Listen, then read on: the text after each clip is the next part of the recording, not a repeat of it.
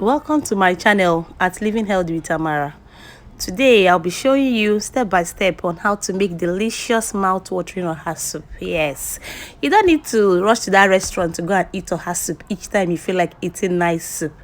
You're going to learn the secret on how to make a delicious one that you wouldn't need to go to that restaurant to buy. You make it in the comfort of your home and enjoy it.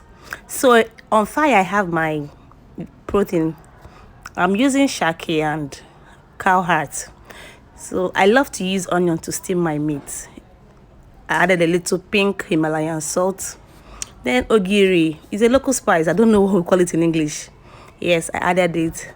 And then just a cube of seasoning cube. Stir thoroughly and allow to cook. We all know that shaki takes a while to cook, so you need to be patient when making this soup.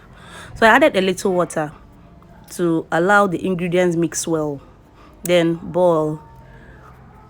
When it boils for a while, you can now add a little more water so that your meat will boil and cook very well. So now I'm trying to prep other things I need for my soup. I'm going to use palm fruits. Yes, I'll wash and extract the pulp. That will be the water that will be added to the soup later. Then let me tell you this story.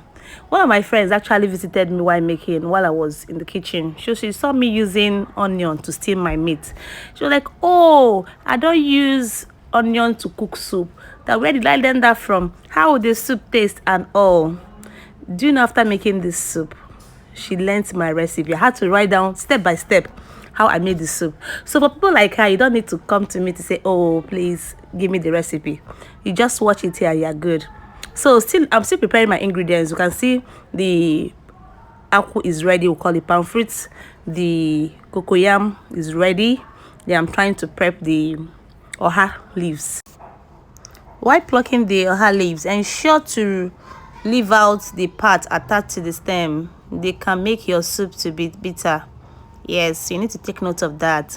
So a lot of us eat oha, but we may not necessarily know what oha gives to the body. So did you know that oha is rich in collagen and calcium? Supports bone formation, brain function, heart contraction, building muscle mass, and even reduces muscle cramps. Yeah. So if you didn't know that, you've learned that today. So I'm done prepping my oha. This is what it looks like. So remember the pulp I washed earlier out from the palm fruit.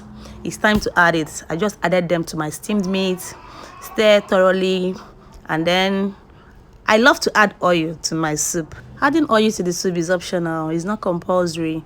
If you are okay with the pulp you got from your palm fruits, then you can go ahead and make your soup.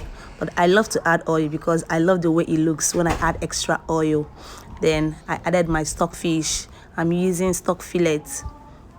Then I want to also mention that your oha soup is not complete without stock fish. It is not complete. It has special aroma and taste to your soup that you wouldn't want to miss it out. Then I added my dry fish too. Leave to boil for a while, and then it's time to add your cocoyam paste. Sorry, I left out where I washed and boiled my cocoyam. All you need to do is to wash, boil. When it is soft, you pound. Then you can add some pulp to it while pounding to get a smoother texture. So that's how I got this cocoyam paste looking like this. So I'm adding my cocoyam paste now. That's the thickener for her soup.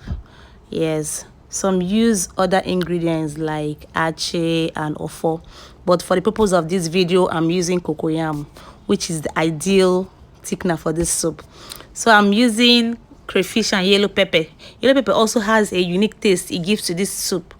But yeah, free to use any pepper you like, but this is my choice and it gives me what I want. Another secret ingredient I use for my soup is eho and ehoro.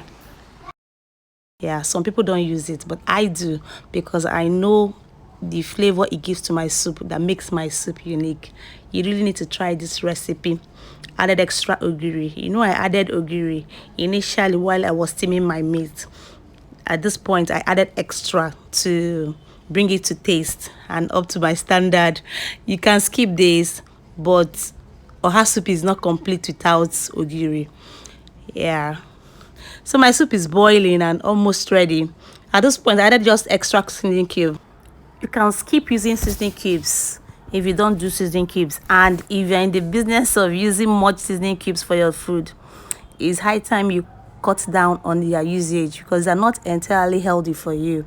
So for this soup, I use 2 single seasoning cubes, and I think that's enough. But for those living healthier, it's better to stay away. The aroma from this food now is heavenly. So at this point, I'm adding my uziza leaves. Some prefer to use the seed. You can use uziza seed, you can use uziza leaves. But I think uziza leaves gives me what I want, so I prefer to use it. Once I added it, I add my oha. I don't waste time, because I don't need my vegetables cooked. They need to be fresh. So if you want to even enjoy extra freshness from your oha leaves, if you're cooking to store, please do not add your leaves to your soup. What you need to do is buy your oha and put in your fridge. You can tie it in a paper or even a nylon and keep it. So each time you want to eat your oha soup, bring out your frozen soup and then wash your leaves and add. That's the way to get the best out of your oha.